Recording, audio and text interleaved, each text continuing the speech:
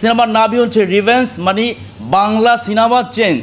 মুসির নজর পায়ে আর মুসল্লির নজর কপালে, আর এই টাইগার টগর নজর শত্রুর জানে। আমরাও চাই যে আবার ইকবাল ভাই এবং সাকিব ভাই আবার যাতে একসাথে সিনেমা করে। চুমুকের টানে যেমন লোহা আসে, তেমনি রুগীর টানে আসবে ডাক্তার, আর ডাক্তারের টানে আসবে রুদ্র। আমার মাথায় নাই চুল, আমি সহজে করি না ফুল। Everybody attack. মতিন সাহেব আপনি এত খারাপ। রিভেঞ্জ অবশ্যই বাংলা সিনেমার পুরাই চেঞ্জ। এই সিনেমাতে রয়েছে ডেফিনেটলি বাংলাদেশের যে গতানুগতিক যে সিনেমাগুলো হচ্ছে তার থেকে অবশ্যই ডিফারেন্স, কারণ এখানে সিনেমার নামই হচ্ছে রিভেঞ্জ, মানে বাংলা সিনেমা চেঞ্জ। তো আজকে যে সিনেমা নিয়ে কথা বলবো সেটা হচ্ছে রিভেঞ্জ। এই সিনেমার কিন্তু টোটালি যে সিনেমা কিন্তু বিগ বাজেটের সিনেমা, আর এটার পরিচালক হচ্ছে ইতিমধ্যে আমরা বেশ যে যাই বলুক না কেন, পাসওয়ার্ড মুভিটা কিন্তু আমাদের কাছে হিট মনে হয়েছে। সেই পাসওয়ার্ড মুভির একটি ডায়লগ দিচ্ছে যে সিনেমাটি সুপার টুপার হিট হয়েছিল, তারপরে আসলে আমরা শুধু কাগজ কলমে দেখি সিনেমা হিট হয়েছে, কিন্তু আমি নিজে সাক্ষী যে পাসওয়ার্ড মুভিতে কিভাবে মানুষ হলে গিয়ে দেখছি। কারণ আমি যখন পাসওয়ার্ড দেখেছি তখন কিন্তু 4-5 বছর পরে গিয়ে হলে সিনেমা দেখেছি।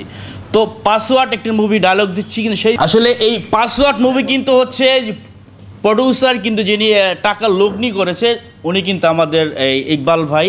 আর ইকবাল ভাই তো এই সিনেমা দিয়ে কিন্তু ইকবাল ভাইকে আমি চিনি। তো সেই সিনেমার একটি ডায়লগ ছিল মিশা সওদাগরের, সেখানে কিন্তু অন্যরকম একটা লুক ছিল, যে লুক দেখে আসলে অনেকে ভয় পেয়েছেন। পুরা সাদেম আল্লাহ, তারপর হচ্ছে যে ওনার যে লুকটা ছিল, ডায়লগটা ছিল এরকম, চুমুকের টানে যেমন লোহা আসে, তেমনি রুগীর টানে আসবে ডাক্তার, আর ডাক্তারের টানে আসবে রুদ্র। আমার মাথায় নাই চুল, আমি সহজে করি না ফুল। Everybody attack. সেই সিনেমা কিন্তু আমি দেখেছি আসলে অনেক বছর পরে, 5 বছর পরে যখন গেছি তখন আমাদের কেরানীগঞ্জে তারপরে অনেক হলে কিন্তু জায়গা দিতে পারে নাই। আর এখন যারা আসলে অনেক সিনেমা দেখি আমরা, সাকিব ভাইয়ের সিনেমা দেখি, শুধু কাগজ কলমে দেখি আসলে সুপার টুপার হিট, হাউসফুল। আসলে সরজমিনে গেলে দেখা যায় আসলে কোন কোন ছবি হিট। তো আজকে যত রিভেঞ্জ আমাদের ইকবাল ভাইয়ের সিনেমা নিয়ে কথা বলছি। ইকবাল ভাইয়ের সিনেমা মানে একটু ভিন্ন ধাঁচের, কারণ আমরা জানি যে অনেকেই এখন সাকিব ভাই ইকবাল ভাই কিন্তু একটা মানে পুরো একটা মালার মতো ছিল। তো এখন ওনাদের সম্পর্ক আছে ভালো, তবুও এখন আমরাও চাই যে আবার ইকবাল ভাই এবং সাকিব ভাই আবার যাতে একসাথে সিনেমা করে। আর রিভেঞ্জের জন্য শুভকামনা। আর ইকবাল ভাই যাদের নিয়ে কাজ করে উনি আসলে অনেক চিন্তা ভাবনা পরিকল্পনা করেই কিন্তু কাজ করে। তো রিভেঞ্জ সকলেই সিনেমা হলে এসে দেখবেন, এবং এই সিনেমার জন্য অবশ্যই আপনারা যারা দেশ বিদেশে যারা রয়েছেন এই ছবির ট্রেইলার টিজার অবশ্যই আপনারা শেয়ার করবেন, কারণ এই বাংলা সিনেমা কিন্তু আমাদের এখন শুধু বাংলাদেশেই নয়, এখন ইন্টারন্যাশনালভাবে কিন্তু সিনেমা মার্কেটিং হচ্ছে।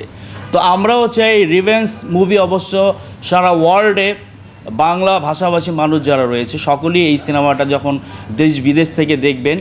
আর বাংলা সিনেমা এখন যেহেতু আমাদের হল কমে গেছে, আমরাও চাই এই সিনেমাটা ওটিটি প্ল্যাটফর্মে যাক।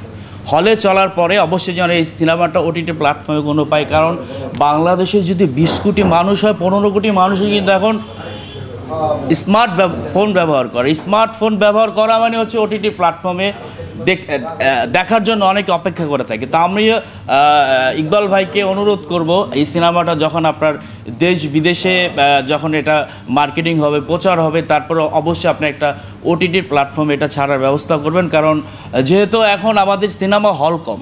ইকবাল ভাই আসলে পেমেন্ট এটা ভালোবাসার, কারণ আমি যেহেতু এখন চলচ্চিত্রের মানুষ, আমি বেশ 10টা সিনেমা করেছি, রিলিজ হয়েছে 3টা। তো আমিও চাই যে বাংলা সিনেমা যখন প্রসার হবে তখন আমরাও কাজ করতে পারবো, কারণ আমরা যে এখন জুনিয়র আছি, কোন এক সময় সিনিয়র হব। যদি বাংলা সিনেমা না টিকে, যদি বাংলা সিনেমা নির্মাণ না হয়, তাহলে আমাদের মতো জুনিয়র আর্টিস্ট বা যারা নতুন নবাগত তাদের আর জন্ম হবে না। তো এই জন্যই আসলে বাংলা সিনেমা সকল সিনেমার জন্য আমি তুফানের জন্য শুভকামনা জানাই, তারপর রিভেন্সের জন্য শুভকামনা জানাই, আরও যারা আছে বাংলা ভাষাভাষী মানুষ যারা, আমরা বাংলা সিনেমা হলে গিয়ে দেখতে হবে। কারণ আমাদের 100 টাকা বা 3 ঘন্টা সময়ের জন্য কিন্তু আমাদের সাংস্কৃতিক যেটা বাংলা সাংস্কৃতিক না হলে কিন্তু আমরা অপসংস্কৃতির প্রতি আমরা আকৃষ্ট হব। এবং হিন্দি সিনেমা এনে কেন আমরা চালাচ্ছি, হল মালিকরা কেন চালাচ্ছে? কারণ বাংলাদেশে এখন ওইভাবে মানুষ ঈদ বাদে কিন্তু মানুষ হলমুখী হয় না। যখন আমরা নিজের সংস্কৃতিকে বাঁচাবো, মনে প্রাণে যখন আমরা মনে করবো আমরা বাঙালি, তখন কিন্তু আমাদের সিনেমাগুলো হলে গিয়ে দেখব। তখন আমাদের যেমন এই রিভেন্স হচ্ছে, তারপরে অনেক সিনেমাই তো হচ্ছে, সব সিনেমাগুলো প্রডিউসার বাড়বে, পরিচালক বাড়বে এবং আমাদের মতো আর্টিস্ট নতুন করে জন্ম হবে। এই জন্য আসলে রিভেন্সের কথা বলা। অবশ্যই ভিন্ন ধাঁচ, কারণ এই সিনেমার আমি শুটিং দেখেছি আমাদের ক্যানিগঞ্জে হয়েছে। তো ক্যানিগঞ্জে যেখানে সিনেমাটা হয়েছিল সেটা আমাদের এক ইকবাল চেয়ারম্যানের আছে, ওখানে ডগ আছে। তো সেইখানে লুকটাই ছিল একটা অন্যরকম। সেখানে লুকটাই কিন্তু ছিল যে মাদ্রাজি যে সিনেমাগুলো করে, তামিলের সিনেমা করে, ওখানে পুরনো জাহাজ থাকে। তো ওইখানের কিছু দৃশ্য আছে যা দেখে আপনারা একটু অন্যরকম স্বাদ পাবেন এই সিনেমা। ওইটা ক্যানিগঞ্জে, আমাদের ক্যানিগঞ্জে, ওইটাই বললাম যে অন্যরকম একটু ধাঁচ আছে এই সিনেমাটায়, যা অন্য দেশে যে করে আমাদের অনেক হিরো, অনেক প্রডিউসার আছে যারা বিদেশে গিয়ে যে শটগুলো নেয়, আমাদের ইকবাল ভাই কিন্তু বাংলাদেশে করিয়ে দেখাচ্ছে যে এই সিনেমাটা আসলে বাংলাদেশে সম্ভব। রিভেন্সের ব্যাপারে বলবো যে অবশ্যই 100% এটা বাংলা সিনেমা, এবং হলে গিয়ে দেখে তারপর আমরা মন্তব্য জানাবো। যারা আমরা দর্শক রয়েছি, যারা সিনেমা দেখি, অবশ্যই আমরা সিনেমা না দেখে, কারণ না দেখে মন্তব্য করলে আসলে অনেকে অনেক কথা বলা যায় যে আমরা কিন্তু আসি যে এখন এমন হয়ে গেছে যে আমরা এখন কেউ সাকিবিয়ান বলি, কেউ আসলে অন্যভাবে এইগুলা দেখি, কিন্তু মূলত আমরা বাঙালি। আমরা যখন আমি বয়স যায় ছোটোবেলা আমি দেখছি যে আরও আমি অনেক আগে থেকে সিনেমা দেখি, ছোটোবেলা থেকেই, তখন কিন্তু আমাদের মান্না ভাই, তারপরে ইলিয়াস কাঞ্চন ভাই, জসিম ভাই, সালমান শাহ, ওমর সানি ভাই, এদের সিনেমায় কিন্তু এক একজনের কম্পিটিশন করছে কার চেয়ে কে ভালো অভিনয় করতে পারে, এবং এক একটা ক্যারেক্টার কিন্তু এক একজনের ছিল। কেউ রোমান্টিক করতো, কেউ অ্যাকশন করতো, আর এখন তো এক দাসের সিনেমা হচ্ছে। তো যেই কারণে একটু ভিন্ন আনতে হবে। আসলে আমি ইকবাল ভাইয়ের সিনেমায় কাজ করার জন্য না, ইকবাল ভাই যদি মনে করে আসলে আমি একজন অভিনেতা, ওনার সিনেমায় কাজ করার জন্য যোগ্য, তাহলে উনি ডাকবে। আসলে এটা আপনি যেটা বলছেন সেটা না। আমি যেহেতু অলরেডি সিনেমায় কাজ করেছি, আমি 10টা সিনেমায় কাজ করেছি, তার মধ্যে বিগ বাজেটেরও একটা সিনেমা আছে যেখানে রিলিজ হয় নাই। আমাদের প্রয়াত মান্না ভাইয়ের, সেলিম মান্নার প্রডিউস করেছে জ্যাম, এই সিনেমা ভালো ক্যারেক্টার আছে আমার।